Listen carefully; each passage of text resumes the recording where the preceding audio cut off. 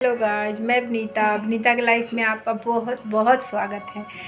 तो मैं आपको वैसे बताने वाली हूँ कि आज मैंने अभी लड़कों के ऊपर वीडियो बनाया था।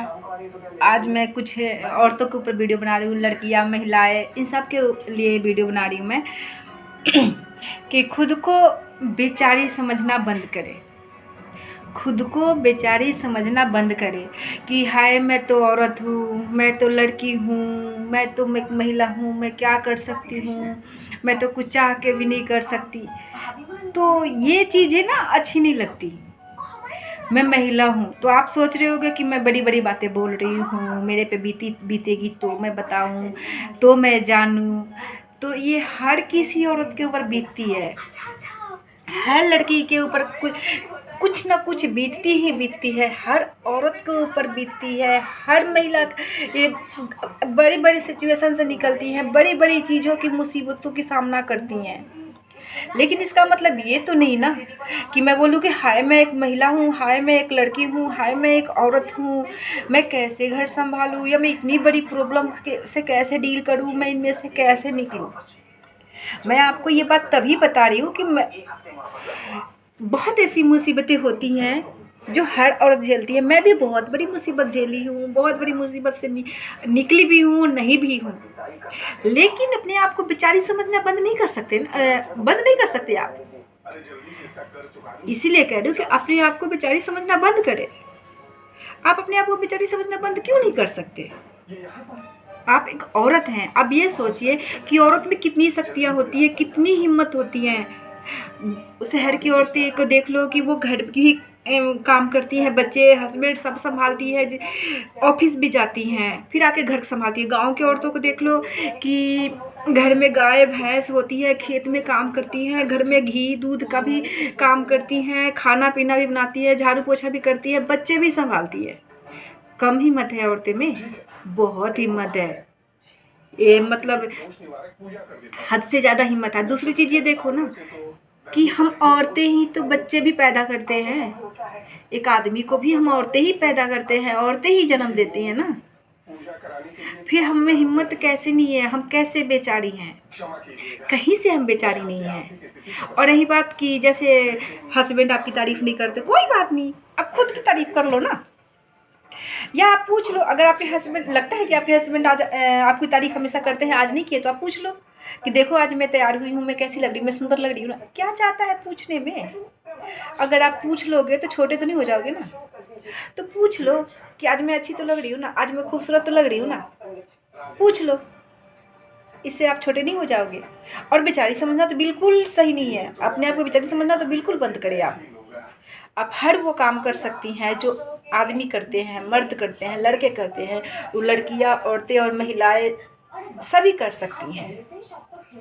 तो अपने आप को बेचारी नहीं समझना चाहिए, बेचारी मत समझो अपने आप को। और दूसरी चीज़, जैसे आप खाना बना रहे हो और खूब मेहनत से खाना बना रहे हो, और ससुराल वाले, मायके वाले, कहीं भी आप लड़की हो तो मायके में बना रही हो, ससुराल में शादीशुदा हो तो ससुराल में बना रहे हो, और सबने खाना खाया, तारीफ नहीं किया, तो कोई बात नहीं।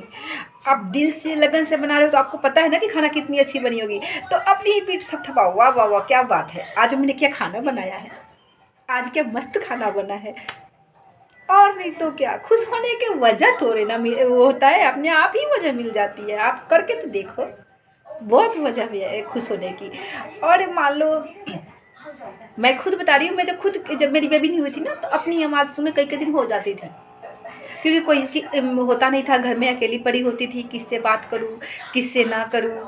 तो मैं खुद ही क्या करती, जैसे पेन लेके, कॉपी पेन लेके लिखने बैठ जाती, वीडियो बना के खुद की आवाज़ सुन लेती, खुश रहती, वाह कितनी अच्छी, गाना गाने लगती और रिकॉर्डिंग कर लेती, और खुद के गाना सुनती और कहती वाह कितनी अच्छी आवाज़ है मेरी। खुश हो जाती थी यार। हाँ, रोई मैंने बहुत है, और मैं अभी भी रो लेती हूँ, झूठ नहीं बोलूँगी। अगर मुझे किसी चीज़ पे रोना आता है ना, तो रो भी लेती हूँ। ये नहीं कि अगर रोना आ रहा है ज़बरदस्ती अपने आप को कंट्रोल करे जा रही हूँ, नहीं, रो भी लेती हूँ, लेकिन सबके सामने नहीं।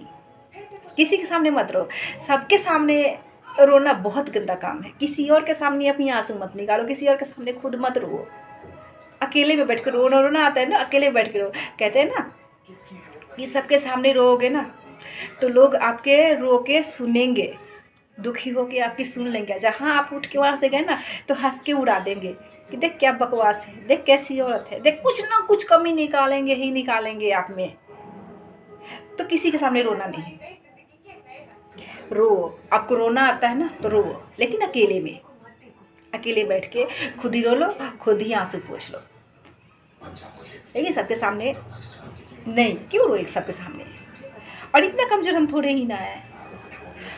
बहुत औरतें इमोशनल होती हैं, मैं भी हूँ। मुझे बहुत जल्दी रोना आ जाता है, लेकिन अब कम आता है। आता है रोना, बहुत जल्दी आता है, लेकिन कंट्रोल कर लेती हूँ। बाहर किसी और के सामने नहीं रोती। ज़्यादा रोना आता है ना तो घर में आके अकेली रो लेती हूँ, बैठ के खुद ही आंसू पोंछ लेती हूँ, फिर हंसते हुए निकलती हूँ बाहर, सबसे हंस के बात भी करती हूँ। किसी और के सामने नहीं रोती मैं, नहीं रोना मुझे किसी और के सामने। आप भी मत रो, मेरी बात मानो, ऐसा करके देखो आप। और सबसे बड़ी बात कि हम इतना इमोशनल होते हैं ना कि हमें देखो एक टाइम ऐसा, एक हर किसी के लाइफ में एक टाइम ऐसा आता है कि सोचता है कि कोई न कोई हो जिससे मैं अपने दिल की बातें बोलूँ, जिसके कंधे पे सर रख के रहूँगी, चाहे खूब रोऊँ, अपनी दुख दर्द बताऊँ। लेकिन हर किसी के तो पता है इतना इमोशनल होते हैं ना, लेकिन हमें अगर इंसान की परख नहीं है ना, हम किसी से भी रो के बता दे तो देते हैं, बता देते हैं हम रो के अपनी दुख दर्द। लेकिन बाद में जब पता चलता है ना कि वो इंसान हमने सुनने के बाद किसी और के पास भी जाके ये बात बता दिया, किसी रिश्तेदारी में बता दिया, किसी दोस्त से बता दिया, पड़ोस से बता दिया, तो बहुत दर्द होता है कि यार मैंने क्यों बताया, अब मैं क्यों बताई। तो इसलिए पहले तो आप हर किसी से अपनी दर्द नहीं बताओगे, हर किसी को भी कुछ भी शेयर नहीं करोगे जब तक उस इंसान को आप ना जान लो, ना समझ लो। इसलिए तो मैं बस इतना ही कहूँगी, खुद को बेचारी ना समझे,